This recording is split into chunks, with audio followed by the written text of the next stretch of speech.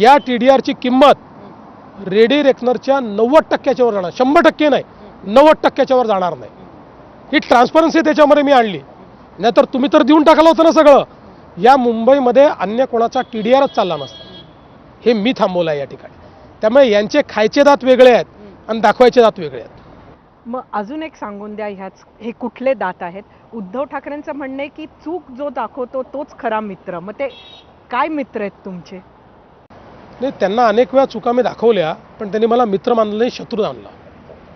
त्याच्यामुळे मी तुम्हाला एकच गोष्ट सांगतो की उद्धव ठाकरे हे एक अनप्रेडिक्टेबल व्यक्ती आहे आणि त्यांचा सगळ्यात मोठा प्रॉब्लेम आहे त्यांचा इगो. आपल्या इगो करता आपल्या घराला आग लावून देखील ते मजा पाहू शकतात, असं माझं कन्क्ल्युजन आहे. हा जर इगो त्यांच्यामध्ये नसता ना, तर त्यांच्या पक्षाची परिस्थिती झालीच नसती. बघा, एक असतो आत्माभिमान, एक असतो स्वाभिमान. तो असलाच पाहिजे. तो बाळासाहेब ठाकरेंमध्ये होता म्हणून शिवसेना उभी राहिली, म्हणून त्यांचं एवढं नाव आहे. पण त्याच्या पलीकडे जेव्हा इगोत ते कन्वर्ट होतं ना, तेव्हा हे सगळे प्रॉब्लेम होते. बरं, राज ठाकरे आणि तुम्ही मित्र आहात हे या गेल्या 4-5 दिवसात बरेचदा सांगितल्या जाते तुमच्याकडून त्यांच्याकडून. कशाचे संकेत आहेत काय? काही संकेत नाही आहे. ही राजकीय संस्कृती आहे. संकेत असते तर काल त्यांनी माझ्यावर भरपूर टीका केली आहे, मी त्यांच्यावर भरपूर टीका केली आहे, करणार आहे. पण आम्ही वैचारिकदृष्ट्या आमचे विचार वेगळे आहेत, भूमिका वेगळ्या आहेत, पण एकमेकाचे शत्रू आम्ही नाही. त्यामुळे 16 तारखेनंतर आम्ही एकत्रित चहा पिताना दिसलो तर त्याला फिक्सिंग म्हणू नका. बरं, जे बिनविरोध निवडून आले ती फिक्सिंग होती का? कारण एवढे बिनविरोध कसे निवडून येऊ शकतात?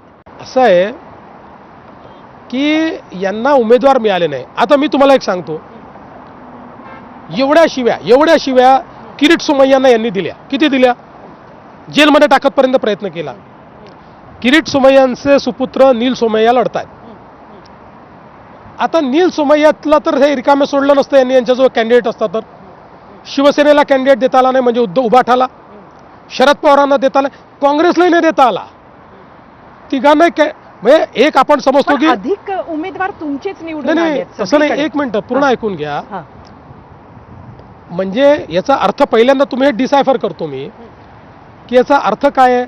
उमेदवार जर यांच्याकडे असता त्यांनी दिलाच असता ना, हे नाही देऊ शकले. असंच सगळ्यात जास्त जे निवडून आले आहेत ते कल्याण डोंबिवलीत आले आहेत.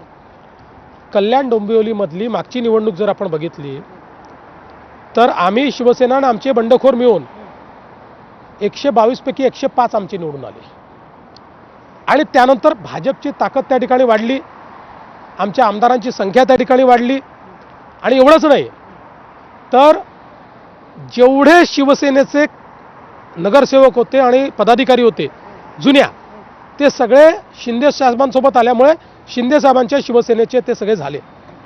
त्यामुळे यांच्याकडे कार्यकर्तेच उरले नाही. बरं, तिथे दुसऱ्या पार्टीचं अस्तित्वच संपून गेलं. मागच्या निवडणुकीत कोणी नव्हतंच, मनसे नाही, राष्ट्रवादी नाही, कोणीच नाही. त्यामुळे यांना त्या वॉर्डांमध्ये उमेदवारच मिळाले नाहीत. आता मी एक तुम्हाला विचारतो, फक्त आमचे आले का? इस्लामिक पार्टीचा कसा आला? बरं, ते जाऊ द्या. इंडिपेंडंट आला, एक इंडिपेंडंट अविरोध आला. आम्हाला उमेदवार नाही मिळाला त्या ठिकाणी, कोणालाच नाही मिळाला. आता त्यांनी का दमदाटी केली का? आम्हाला काय दमदाटी केली त्यांनी? तो इंडिपेंडंट, आम्ही सत्ता पक्षात. त्यामुळे ह्या सगळ्या गोष्टी ज्या आहेत ना, आपण घरी बसून राहायचं, पक्ष मोठा करायचा नाही, कार्यकर्त्यांना बॅकिंग द्यायचं नाही. मग कार्यकर्ते कसे उभे राहतील तुमच्याकरता? पण त्याच कल्याण डोंबिवलीमध्ये काल 3000 रुपयाचं पाकिटं वाटताना शिवसेनेच्या लोकांनी भाजपाच्या लोकांना पकडलं. कल्याण डोंबिवलीमध्ये भाजप कुठेही पैसे वाटत नाही. कल्याण डोंबिवलीमध्ये तर नाहीच नाही. आणि कल्याण डोंबिवलीमध्ये तर आम्ही आणि शिवसेना एकत्रित आहोत. त्यामुळे काही असा घटना घडण्याचं कारणच नाही आहे. बरं देवेंजी, मला माहिती आहे प्रश्न माझ्याकडे खूप आहेत, पण तुमच्याकडे वेळ नाही, प्रचार आहे. त्यामुळे शेवटचा एकच नाव तुम्हाला सांगायचं आहे ह्या पुढच्या 3 प्रश्नांना घेऊन. हे जे काही तुमचे विरोधक या निवडणुकीत उभे झाले त्यामध्ये सर्वात यशस्वी विरोध कोणी केला असं तुम्हाला वाटतं? उद्धव ठाकरे, राज ठाकरे की अजितदादा? खरं सांगू का, मी खूप वर्ष विरोधी पक्षात काढलेले आहेत. त्यामुळे विरोधी पक्ष काय करू शकतो आणि विरोध कसा करायचा असतो याची PhD माझी आहे. त्यामुळे विरोधक म्हणून तिघही फेल आहेत. तिघही फेल आहे. बरं बरं, ह्यापैकी तुमचे मित्र आता म्हणजे किमान 2 आहेत, तर आता आणि मीच मित्र हे उद्धव ठाकरेंनी सुद्धा सांगितलं. त्यामुळे राज ठाकरे, उद्धव ठाकरे आणि अजितदादा सगळ्यात जवळचा मित्र कोण? पण सगळ्यात जवळचे मित्र एकनाथ शिंदे आहेत. त्याच्या खालोखाल जवळचे मित्र अजितदादा आहेत. आणि मग पॉलिटिक्सच्या पलीकडचे मित्र हे राज ठाकरे आहेत. आणि दुरावलेले मित्र हे उद्धवजी आहेत. आता ह्या तिघांचाच आपण निकाल बघूया. कोणाचा स्ट्राईक रेट तुम्हाला वाटतं जास्त चांगला राहील या तिघांपैकी? उद्धव ठाकरे, राज ठाकरे की अजितदादा? स्ट्राईक रेट हा मला असं वाटतं की महाराष्ट्रामध्ये पॅन महाराष्ट्राचा विचार केला तर अजित पवारांचा या दोघांपेक्षा जास्त राहील.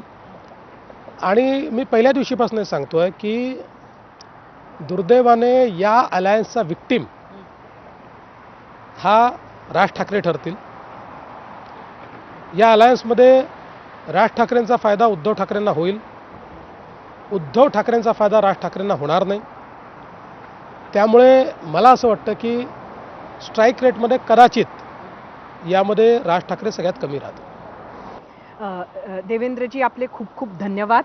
आणि तुमच्या निमित्तानं एक वेगळ्या पद्धतीनं मुंबई आमच्या दर्शकांना सुद्धा बघायला मिळाली. आणि मलाही तुलनेनं स्लो मोशनमध्ये हां कोस्टल रोडवरनं जाण्याची मजा घेतली.